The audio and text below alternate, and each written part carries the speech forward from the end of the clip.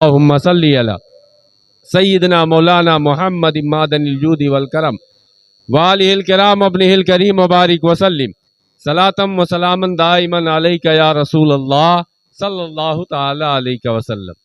یہ رمضان المبارک کا پاکیزہ محترم محتشم معظم مقدس مہینہ ہے۔ یہ اللہ کا بے پایا احسان ہے کہ اس نے اس مہینے کی سعادت ہم اور آپ کو بخشی، اور ہو سکتا ہے کہ اس رمضان کا یہ آخری جمعہ ہو، جسے جمعۃ الوداع الوداعی جمعہ بھی کہتے ہیں۔ الوداعی جمعہ کا مطلب اور مقصود کیا ہوتا ہے؟ بہت سارے ائمہ حضرات نے، بہت سارے احباب نے کل کو فون کیا کہ حضرت کل ہم خطبۃ الجمعہ یعنی جو ہے خطبۃ الجمعہ میں الوداعی خطبہ پڑھیں یا نہ پڑھیں، ہم کیا کریں؟ تو ہم نے باضابطہ اس تعلق سے ایک تحریر بھی ڈالی اور حضور اعلیٰ حضرت کا اقتباس بھی، جسے مولانا مفتی احتشام الحق مصباحی نے بھی مجھ سے پیشتر فیس بک پہ ڈالا تھا۔ خطبہ وداعیہ ہم پڑھتے ہیں، مقصود آپ دیکھیں اس خطبے کے اندر رمضان کے آنے کی برکات و حسنات کا ذکر ہوتا ہے، اور جانے پر اہل ایمان افسوس کا اظہار کرتا ہے۔ اور کیوں نہ ہو کہ رمضان وہ مبارک مہینہ ہے جس کے تعلق سے رب کائنات خود فرماتا ہے شہر رمضان الذی انزل فیہ القرآن۔ رمضان وہ مبارک مہینہ ہے جس میں قرآن اتارا گیا، اور قرآن ہے کیا؟ تو قرآن انسانی انسائیکلوپیڈیا کا نام ہے۔ قرآن انسانوں کی ہدایت کے لیے ایسا سرچشمہ ہے جس کی مثال دنیا نہیں پیش کر سکتی ہے۔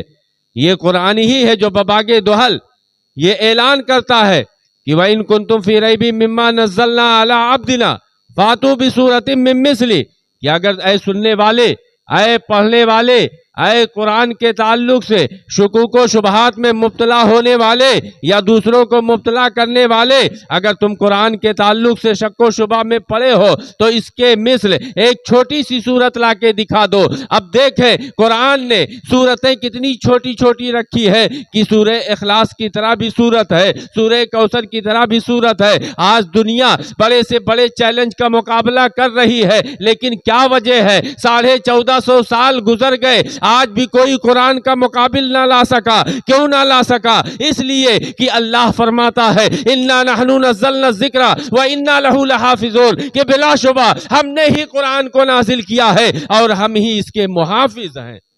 قرآن وہ کتاب ہے جس کے ذریعہ ہمیں خدا کی معرفت ملی، اور یہ معرفت بھی رسول پاک کی زبانی ملی۔ اللہ فرماتا ہے قُلْ هُوَ اللَّهُ أَحَدٌ، اے محبوب آپ اپنی زبان مبارک سے فرما دیجئے کہ اللہ ایک ہے۔ گویا کہ اللہ نے اپنی معرفت کے لیے بھی اپنے محبوب کو واسطہ بنایا۔ کہہ دیجئے سبحان اللہ۔ اللہ نے اپنی معرفت دی، اپنی وحدانیت دی تو اپنے حبیب پاک کے صدقے۔ یہ قرآن بھی ہمیں ملا تو نبی کے واسطے سے ملا۔ اللہ قادر مطلق ہے، جیسے چاہتا عطا کر دیتا، اور حقیقت بھی یہی ہے کہ وَمَا تَشَاءُونَ إِلَّا أَن يَشَاءَ اللَّهُ رَبُّ الْعَالَمِينَ کہ تمہارے چاہنے سے کچھ نہیں ہوتا، ہوتا وہی ہے جو رب العالمین چاہے۔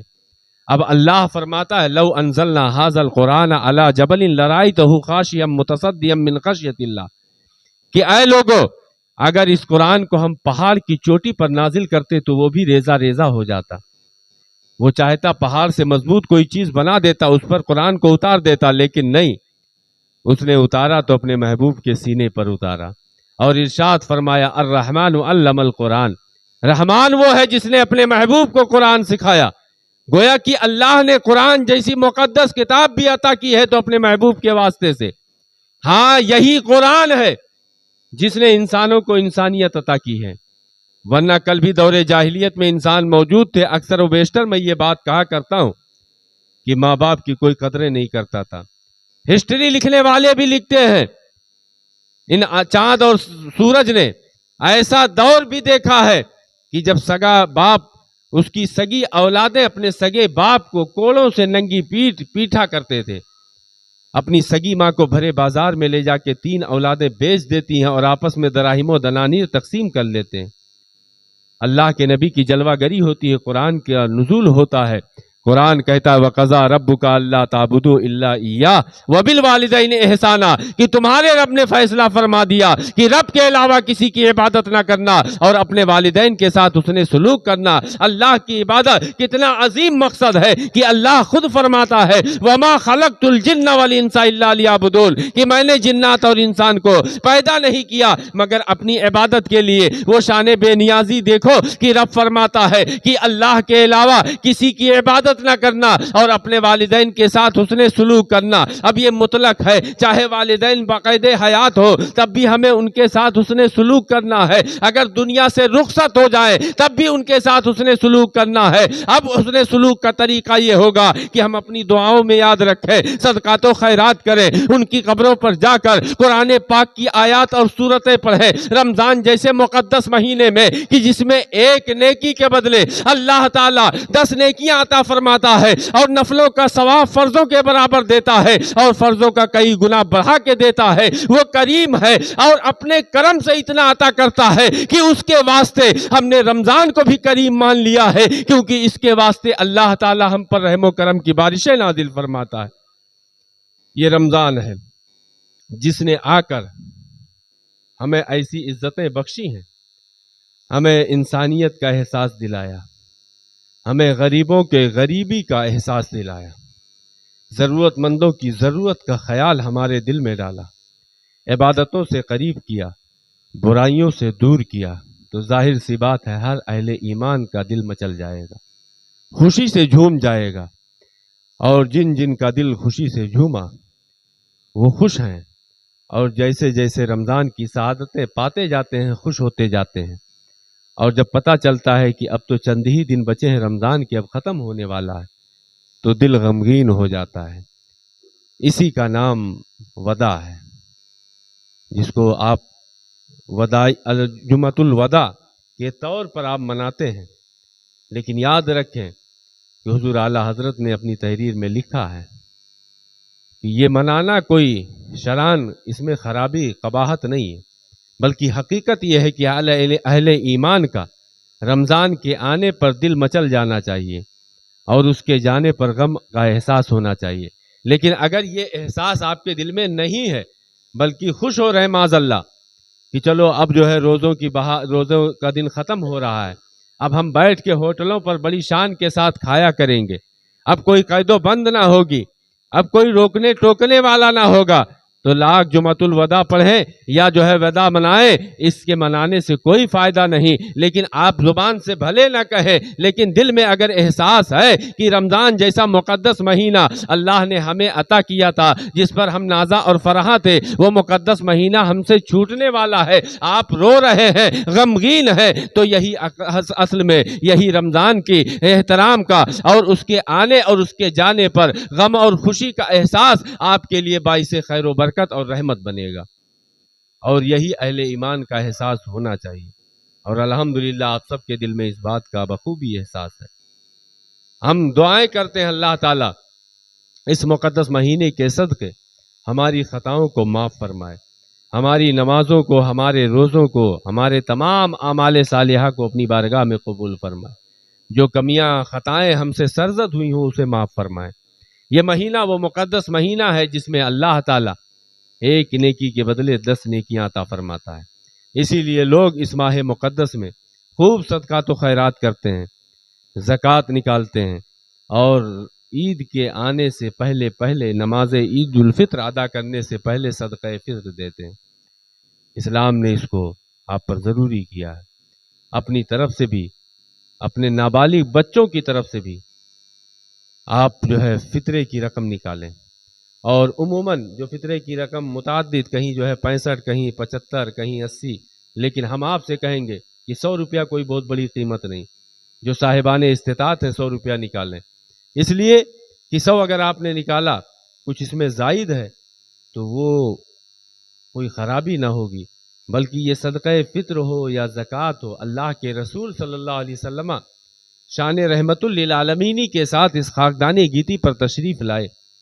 آپ نے انسانوں کو انسانیت کا درس دیا، وہ ہر عالم کی رحمت ہے، کسی عالم میں رہ جاتے، یہ ان کی مہربانی ہے کہ یہ عالم پسند آیا، آپ کی شان رحمت للعالمین کی شان یہ ہے کہ اہل ایمان تو قصیدے پڑھتے ہی ہیں، ہسٹری لکھنے والے مورخین بھی اس بات کا اقرار کرتے ہیں کہ آپ جیسا اچھا دل والا، آپ جیسا کریم دل والا نہ دنیا میں کوئی آیا ہے نہ کوئی آئے گا۔ آپ نے انسانوں کی بھلائی اور ان کے فلاح و بہبود کے لیے اللہ کی طرف سے یہ طریقے اور سسٹم دیے کہ اہل ایمان پر لازم کیا کہ اپنے جو ہے مال سے، جو مالک نصاب ہو، وہ 2.5% مال نکال کر غربا میں ضرورت مندوں میں تقسیم کریں تاکہ وہ خود بھی خوش رہیں اور جو ضرورت مند ہیں وہ بھی خوشحال رہیں۔ یہ سسٹم کس کے لیے رکھا؟ ہمارے آپ کے لیے رکھا، ہمارے لیے رکھا ہے۔ اسی طریقے سے فطرے کی رقم بھی انہی مستحقین پر خرچ کیا جاتا ہے۔ اس لیے ہم آپ سے کہیں گے کہ آپ اپنی حیثیت کے مطابق فطرے کی رقم بھی دیں، اللہ تعالیٰ قبول فرمائے۔ اور زکوٰۃ جو لوگ ادا نہ کیے ہو اس ماہ مقدس میں زکوٰۃ کی رقم بھی نکالیں، اس لیے کہ یاد رکھیں کہ جو مال زکوٰۃ کا اور فطرے کا اور دیگر صدقات و خیرات جو آپ کو توفیق ملی ہے، اس صورت میں آپ اسے اگر چھپا لیتے ہیں تو اغیار سے، دوسرے لوگوں سے تو آپ چھپا سکتے ہیں، ہم سے مجبوریاں بیان کر سکتے ہیں، ہم سے اپنی پریشانیاں بیان کر سکتے ہیں، لیکن جو حیثیت بنانے والا ہے، جو مال دینے والا ہے، وہ رب ذوالجلال جانتا ہے کل یہی مال آپ کے لیے ہمارے لیے مصیبت نہ بن جائے۔ اس لیے اللہ کے راستے میں اپنے مال کو خرچ کیا کرو۔ علماء اس بات پر زور اس لیے دیتے ہیں کیونکہ رب کا فرمان ہے لن تنالوا البر حتى تنفقوا مما تحبون، کہ تم کامیابی کو اس وقت تک نہیں پہنچ سکتے جب تک کہ اپنی پسندیدہ چیزیں راہ خدا میں خرچ نہ کرو۔ اس لیے ہمیں چاہیے کہ ہم ہر طریقے سے اپنی زکوٰۃ نکالیں، اپنی عبادت کے ذریعہ اپنے بدن کی، مال کے ذریعہ اپنے مال کی، اور دیگر معاملات میں اچھائی کے ذریعہ اپنی برائیوں کو ہم ختم کر کے اپنے آپ کو پاک کریں۔ زکوٰۃ کا مطلب ہی یہ پاک کرنا، صاف کرنا۔ اللہ تعالی ہم سب کو احکام اسلامیہ پر عمل کرنے کی توفیق عطا فرمائے۔ اور ایک بات اور میں عرض کرنا چاہوں گا کہ ابھی آپ لائق مبارکباد ہیں، آپ کی اس مسجد کا چرچا، میں اس وقت تو یہاں نہیں تھا لیکن اس کا چرچا الحمدللہ بہت زیادہ ہے کہ شہر حق وہ حق کی نگری ہے کہ جہاں سے خلاف شرع اٹھنے والی آوازوں کو دبایا جاتا ہے۔ اگر کوئی خلاف شرع قدم اٹھاتا ہے تو اس کے خلاف شہر حق میں صدائے احتجاج بلند کیا جاتا ہے۔ ہلال یعنی چاند کی رویت کا مسئلہ کوئی عام مسئلہ نہیں ہے۔ آپ کسی بھی عالم دین سے پوچھیں گے تو وہ آپ کو بتائے گا کہ یہ ایک شرعی مسئلہ ہے، شرعی تقاضا ہے۔ آپ کی ہماری مرضی پہ نہیں ہے کہ جب چاہا رکھ لیا، جب چاہا چھوڑ دیا، جب چاہا مان لیا، جب چاہا نہیں مانا۔ رویت ہلال ایک شرعی مسئلہ ہے اور ہم پابند ہیں اللہ و رسول کے۔ اللہ فرماتا یا ایھا الذین آمنوا اطیعوا اللہ واطیعوا الرسول، یا اے ایمان والو اللہ کی اطاعت کرو اور رسول محترم کی اطاعت کرو۔ اللہ کو بھی مانو، اللہ جس جس کو ماننے کا حکم کرے ان سب کو مانو۔ اور اللہ نے فرمایا ما آتاکم الرسول فخذوہ وما نہاکم عنہ فانتہوا، کہ یہ رسول محترم جو کچھ تمہیں دے اسے لے لو اور جس سے منع فرمائے اس سے باز آ جاؤ۔ اللہ کے نبی نے کیا فرمایا ہے کہ چاند دیکھ کر روزہ رکھو اور چاند دیکھ کر عید کرو، تو ظاہر سی بات ہے۔ اور اللہ کے نبی نے فرمایا کہ اگر بدلی ہو تو 29 کی تاریخ پوری کرو۔ اب ظاہر سی بات ہے ہم یہاں پر عقل کے گھوڑے نہیں دوڑا سکتے۔ اللہ کے رسول صلی اللہ علیہ وسلم نے فرمایا چاند دیکھ کر روزہ رکھو، چاند دیکھ کر عید کرو۔ ہم نے ماحول کیا بنا لیا کہ ہم موبائل دیکھ کر عید کرنا چاہتے ہیں، موبائل دیکھ کر روزہ رکھنا چاہتے ہیں۔ کہ موبائل کے ذریعہ ہم معلوم کرنا چاہتے ہیں کہ موبائل میں چاند ہوا نہیں ہوا، فلاں شہر میں ہوا نہیں ہوا، اور بات جب آتی ہے تو کہتے ہیں کہ یہ اتحاد کی بات ہے، یہ میل ملاپ کی بات ہے۔ اگر یہی بات ہے تو ظاہر سی بات ہے آج ٹیکنالوجی کا زمانہ ہے، آج تو بڑی ترقی انسانوں نے کر لی ہے۔ آپ دیکھیں کہ اسی موبائل کے ذریعہ ہمیں پتا چلا کہ ایک دن پہلے ہی عرب ملکوں میں اور دیگر ممالک میں چاند ہو گیا، تو کیوں نہ اسی دن سے ہم بھی روزہ رکھنا شروع کر دیں اور جس دن وہاں عید ہو اسی دن ہم منا کر پوری دنیا کو یہ پیغام دیں کہ یہ امت مسلمہ ایک پلیٹ فارم پہ ہے۔ ایسا ہم نہیں کر سکتے، کیوں؟ اس لیے کہ اللہ کے نبی نے خود فرمایا کہ میری امت 73 فرقوں میں بٹ جائے اور ان میں سے 72 جہنم میں جائیں گے سوائے ایک کے۔ صحابہ نے عرض کیا یا رسول اللہ وہ کون ہوں گے؟ اللہ کے نبی نے فرمایا کہ وہ ہوں گے جو میرے اور میرے صحابہ کے طریقوں پر ہوں گے۔ اللہ کے نبی صلی اللہ علیہ وسلم اور صحابہ کا طریقہ کیا ہے؟ تو ظاہر سی بات ہے، آپ کو معلوم ہے، توحید ہے، اور صحابہ کے طریقے میں رسالت ہے، یعنی محبت رسول ہے۔ محمد کی محبت دین حق کی شرط اول ہے، اسی میں ہو اگر خامی تو سب کچھ نامکمل ہے۔ رمضان وہ مقدس مہینہ ہے کہ جس کی وجہ سے اللہ تعالی ہم پر کرم فرماتا، لیکن یاد رکھیں رمضان لانے والے، رمضان دلانے والے وہ حضور کی ذات ہے، رب ہے موتی یہ ہے قاسم، رزق اس کا ہے کھلاتے یہ ہیں، ٹھنڈا ٹھنڈا میٹھا میٹھا پیتے ہم ہیں پلاتے یہ ہیں۔ اللہ کے نبی صلی اللہ علیہ وسلم کے صدقے ساری بہاریں ہمیں ملی ہیں۔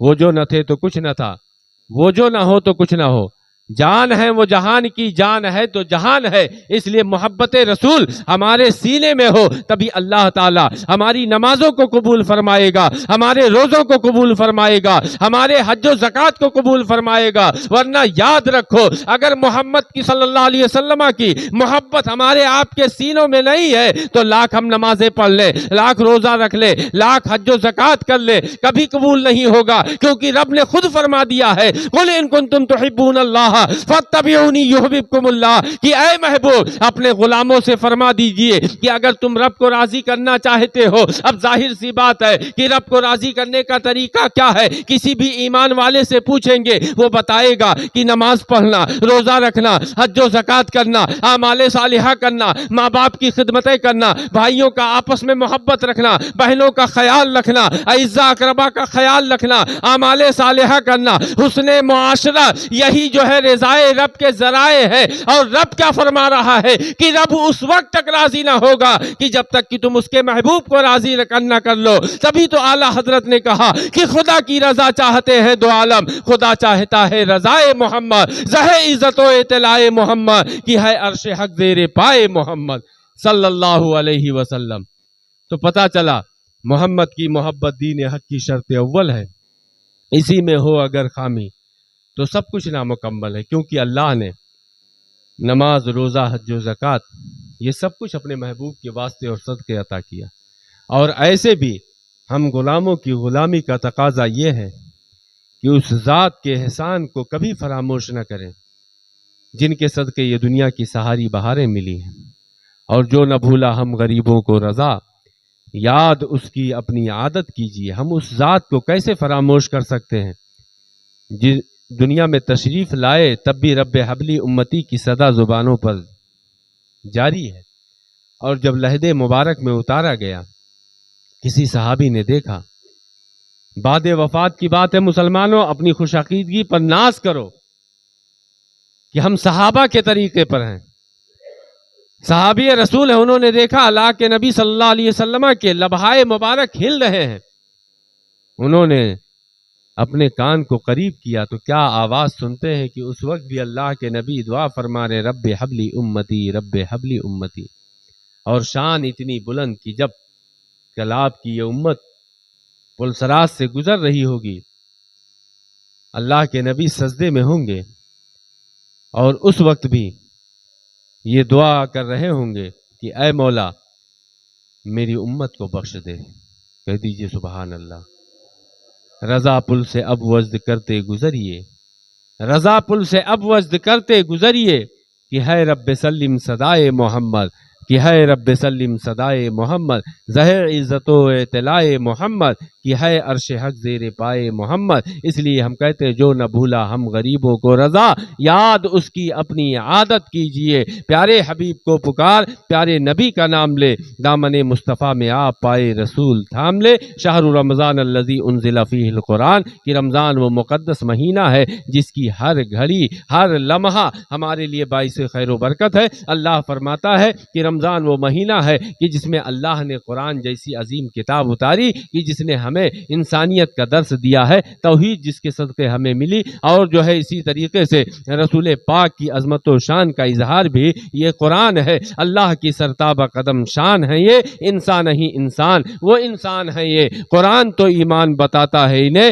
ایمان یہ کہتا ہے میری جان ہے یہ، اس لیے ہم کہتے ہیں انہیں جانا انہیں مانا، نہ رکھا غیر سے کام، للہ الحمد میں دنیا سے مسلمان گیا۔ اللہ کی بارگاہ میں دعا ہے کہ مولا تعالی ہم سب کی عبادتوں کو، روزوں کو، حج و زکوٰۃ کو، تمام اعمال صالحہ کو اپنی بارگاہ میں قبول فرمائے، اور جو خطائیں ہم سے سرزد ہوئی ہوں اللہ تعالی معاف فرمائے، عالم اسلام میں امن اور شانتی عطا فرمائے، اور بالخصوص شہر حق رضولی شریف میں اللہ تعالی امن و سالمیت عطا فرمائے، اور یہاں کے اہل ایمان کو خوشباش رکھے، پوری دنیا کے اہل ایمان کو خوشباش رکھے، ہمیں ہر طرح کے مصائب و آلام سے محفوظ فرمائے، رمضان کی برکات سے ہمیں مستفیض فرمائے، اور یاد رکھیں کہ جب عید الفطر کا وقت آئے تو آپ موبائل کی طرف نہیں، اپنے علماء حق کی طرف آپ رجوع کریں اور ان سے مسائل پوچھیں، کیونکہ اللہ فرماتا ہے فَاسْأَلُوا أَهْلَ الذِّكْرِ إِن كُنتُمْ لَا تَعْلَمُونَ، اہل علم سے پوچھو اگر تم نہیں جانتے ہو۔ اللہ تعالی ہم سب کو حق کام کرنے کی توفیق عطا فرمائے۔ استغفر اللہ ربی من کل ذنب واتوب الیہ، وآخر دعوانا ان الحمد للہ رب العالمین۔ السلام علیکم ورحمۃ اللہ تعالی وبرکاتہ۔